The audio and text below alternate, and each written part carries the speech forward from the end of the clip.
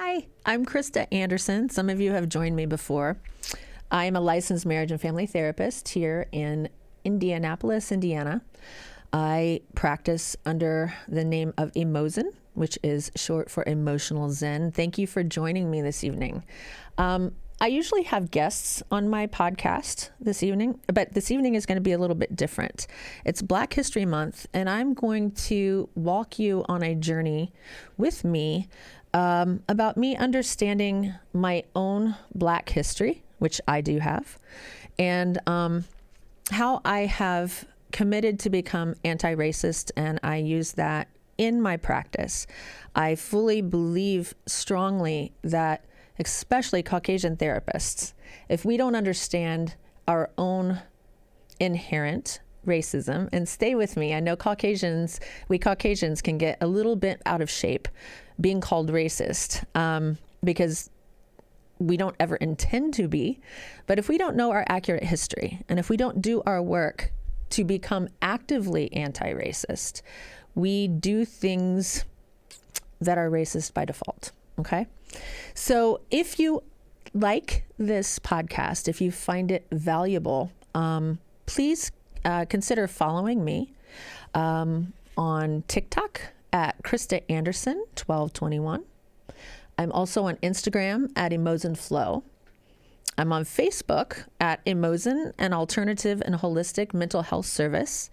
And my website is www.emozen.life.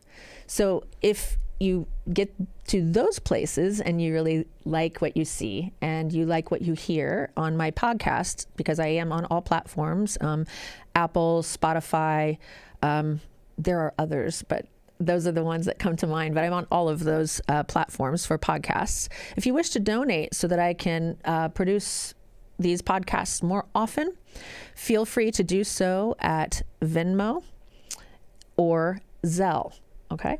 And you can see at the bottom of the screen there how to do so with Venmo or Zelle.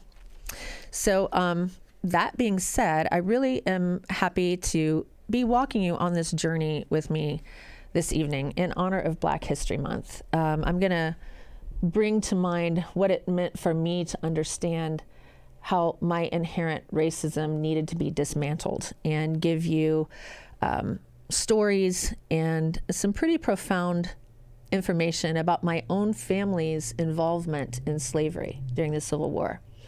So I'm going to start with, before I ever went to graduate school to become a family therapist, I was in the early 2000s, and I took a serious interest in genealogy research. And when I did that, I found an excerpt from a great-great-great-great-grandfather's will that showed, and there you see it up on the screen. And you can see, I'm looking at this with you now. This is from 1862. Now, those of you that understand slavery, it was abolished. The amendment was passed in Congress on January 31st, 1865. Okay, so this was just a couple of years before slavery was abolished. But you can see all of those slaves, it starts with Alfred, and it ends with Priscilla, and I will mention each human being by name here in just a moment. But I want to tell you what I was doing when I actually read through this will. I was sitting at the desk in my home office, and I got down to Artalisa, actually. And by the way, I have a daughter named Alyssa, spelled just like the end of Artalisa here. And Abraham, 4 and 2. And they have prices after them, just like all slaves did. And I'm going to be substituting human being for the word slaves. But my children were the same age. And when I realized that my children, had I been African American, would have been sold for those prices that Artalisa and Abraham were sold, I literally dry heaved in the trash can next to me. And I was very, very sad about the obvious involvement of my own family in owning slaves. And so I held this, I'm going to keep this up because I want people to understand. And by the way, my ancestor's last name was Brown. And I want this to be up because, as we know, slaves had to take on the last name of their masters.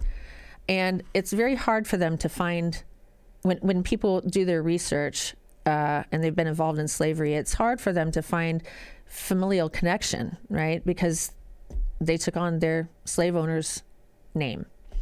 So my great, great, great, great grandfather's last name was Brown, for those of you that are watching and are interested.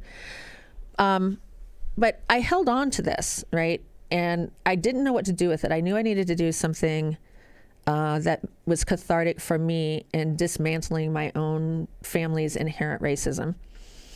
And so when I got to grad school, I made contact with one of my most influential friends and colleagues from grad school. Her name is Mother Katherine Weston. She's an African-American woman. And actually, she refers to herself as Nun Katherine Weston.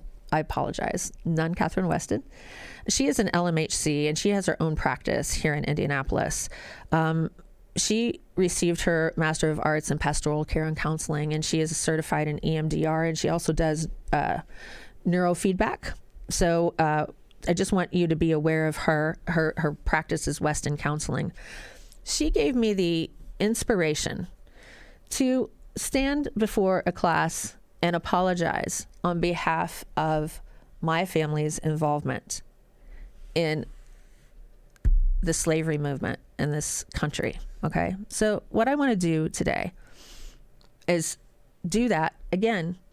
I want to mention Alfred, who at the time was 40, Rhoda, who at the time was about 45, Nelson, and notice the yellow in parentheses about the epitome of racism right there. And I apologize for that. But he was about 23 years of age. Edmund, who was 21 at the time. Henry, about 21 also.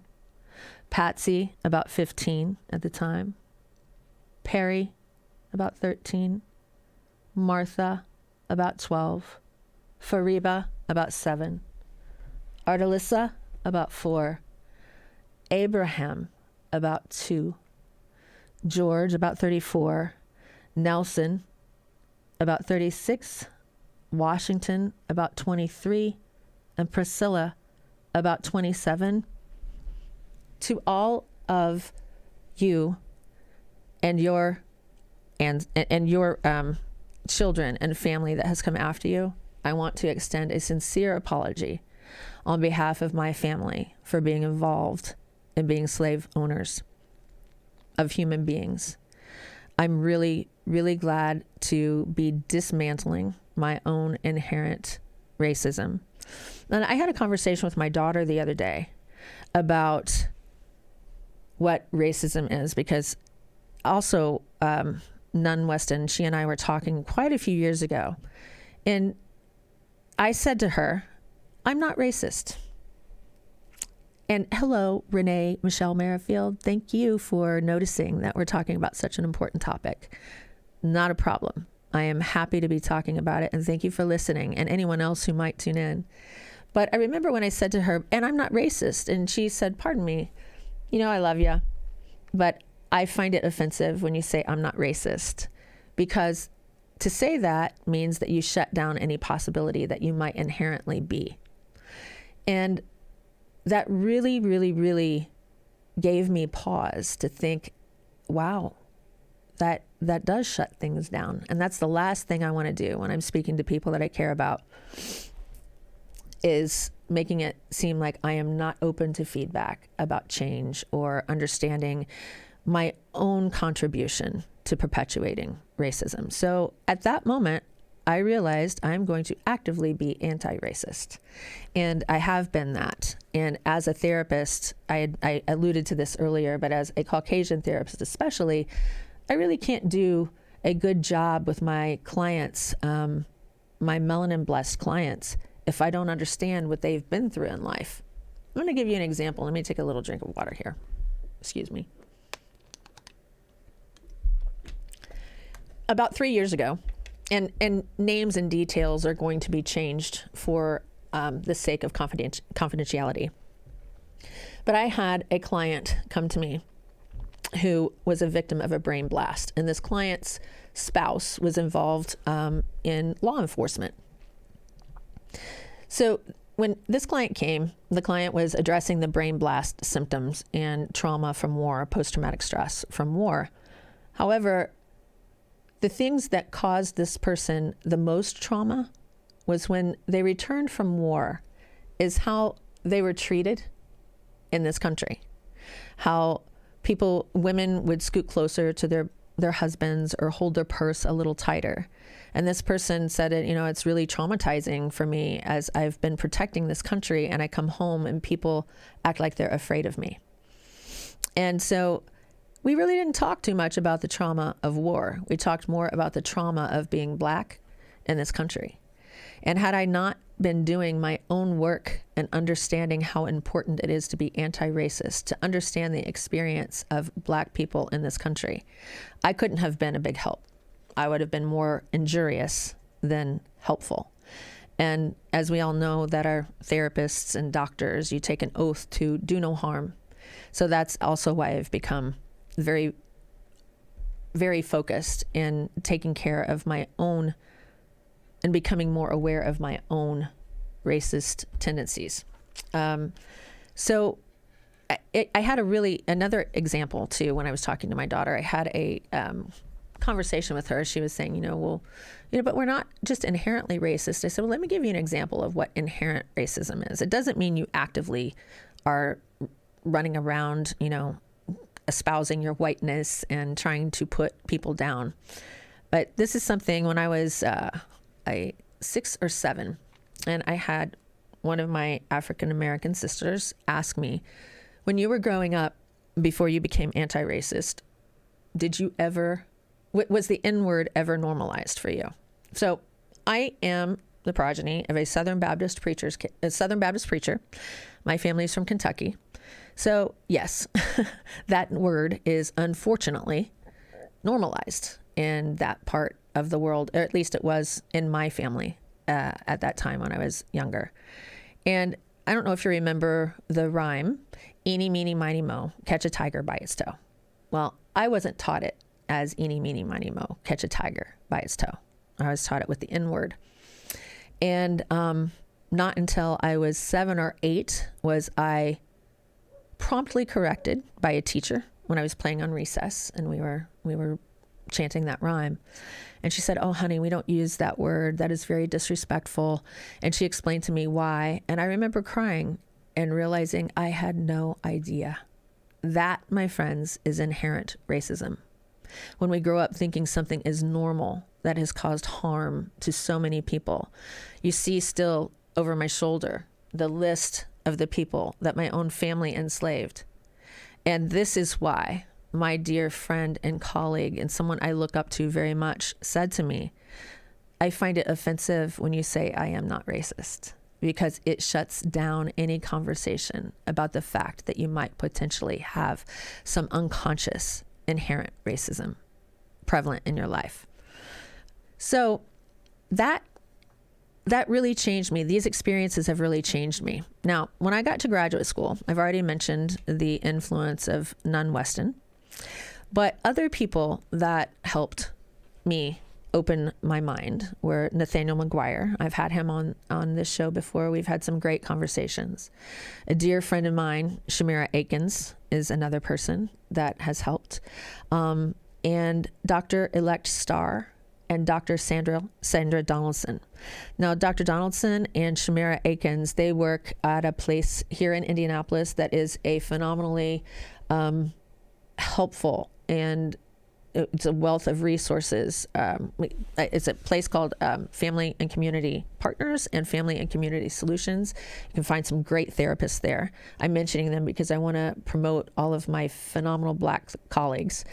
And Dr. Starr has a book out, and I am embarrassed to say right now that I just forgot to pull it up. So please forgive me. I will put a link under this podcast with your books to refer people to that. Nun Weston has one as well. I will put that up too. But I think that it's crucial that I highlight why why it's so important, and my Black colleagues and friends have been so important to me in my life, because, you know, the white supremacist part of this world, which we are all affected by. White people are as traumatized by slavery as Black people have been. We really have been. White rage is a big thing. And you don't see Black people raging. They can't. You know, there's a reason for that. What happens if a Black person rages? You know, white mothers don't have to talk to their sons about, they don't have to have the hoodie conversation with their sons. And by that, I mean, you know, our sons can walk around the street pretty safe. But if you have a Black son, they sure can't. So in any event, coming back around to why all of my Black friends have been so important to me, I too have been traumatized in my life. And the people that have understood and been most supportive of me when I've been actively healing trauma have been my Black friends. And I am so grateful from the depths of me for them understanding that and standing by me while they expect me to do my work. I want to thank all of you so much. Andre Crayton is another Black friend of mine that I have been positively influenced by. He was a personal trainer that I worked with for a while, but I kind of get lazy sometimes with that. In any event, side note, what I want you to be aware of too, if you are interested in dismantling your own inherent racism or racist beliefs, racist attitudes, there is Rev Bridge Feltus. She has a website called rememberinstitute.com. And she has a course for people that have been racialized as white. I took that course this time last year. And every February I have, since taking that course, which this is the second year, I understand, but since taking that course, every February I do something to honor Black history. And you can see up on the screen, her next course starts, wait, did that just say January 5th? I think can you pull that back up, Jason, I'm sorry. I think it's just automatically rotating. It's just automatically rotating. Yeah. Okay. Oh, it is. I see. But she has a course coming up. If anybody is interested in taking her course, she's so well-versed. She has so many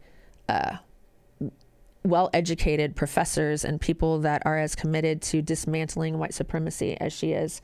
I learned so much. It's a 6-week immersive course, and I would happily recommend it. Take it. Take the course if you can, because it is super helpful. I will tell you that it is hard history because we have been, true history, let's just say, has been kept from us. So if you take that course, just be mindful that you're going to become aware of things that are not so pleasant about why racism is such a big deal in this country. But I just wanted to give kudos to Rev Bridge and the Remember Institute for doing the work that they do. Because when we've been racialized as white, and by the way, it's not just Caucasians that are racialized as white. Biracial people, Asians, some Mexicans, they have been racialized as white too. And the privilege that comes with looking white or looking whiter is palpable in the Black community. And it needs to be addressed. It needs to be talked about. And we need to be the change that we want to see. And that's why I'm here telling my story of understanding my own history with racism, my own family's involvement in owning slaves and being apologetic about that. I'm not a white apologist. I know it might sound counterintuitive because I just apologized, but the only way we can heal trauma is to acknowledge that it exists and stop gaslighting people for the trauma that they've experienced. So I apologize again on behalf of my ancestors' involvement in the trauma that has been inflicted on Black people in this culture. And it's not about not noticing color. It is about noticing and honoring the differences and loving each other anyway. So I just want to, again, out loud and with big love, thank Rev Bridgefeltis and her staff. I want to thank Nun Katherine Weston, Nathaniel McGuire. Thank you and your beautiful family for supporting me. Thank you, Shimura, for being my friend. Thank you, Dr. Sandra Donaldson. Thank you, Dr. Elect Starr. And there are so many other people that have influenced my life. Those are the people that come up. I also want to mention the positive influence Jayla French and Jordan Moore have had on my daughter. They're two of her best friends, and they are beautiful, strong Black women. I kind of want to be like them when I grow up. My daughter too. I joke about that, but I just want to say thank you so very much for the work that you do and the strength that you show, because this work is it's big, it's deep, it's important, and it's hard. I want to add before I end up here, hi Brenna. Hey, thanks for joining. Thank you.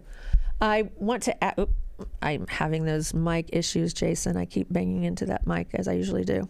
But I want to add that on 23andMe, I did the research, pulled up the slave excerpt from my ancestors' will, and have been distributing that to people that are interested in helping do their own genealogy research.